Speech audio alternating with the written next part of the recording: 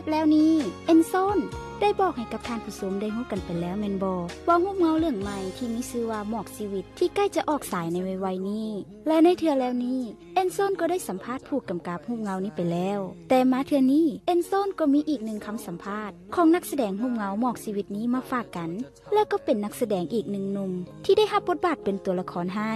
หรือว่าตัวอิสาของรูปเงาเรื่องนี้นี่เองเอาบ่รอซ่าเนาะเฮาไปพบกับเพิ่นกันเลยสบายดีเอนโซน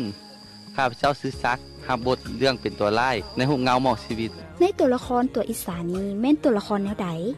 เป็นคนอิสาบังเบียดไปทำอิฐท้ายๆมาก็เป็นคนดีแต่ก็ฮู้เข้าใจความฮักแล้วยากหลายบ่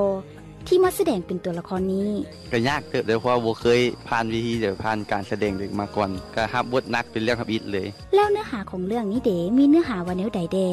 เพิ่นก็กะเกี่ยมก็สอนวิธีการแสดงให้หน่อยนึงเอียงก็เฮาก็ไปปรับเอามีการคัดเลือกนักแสดงแนวใดแดเพิ่นก็เอิ้นไปคัดเลือกแล้วก็ให้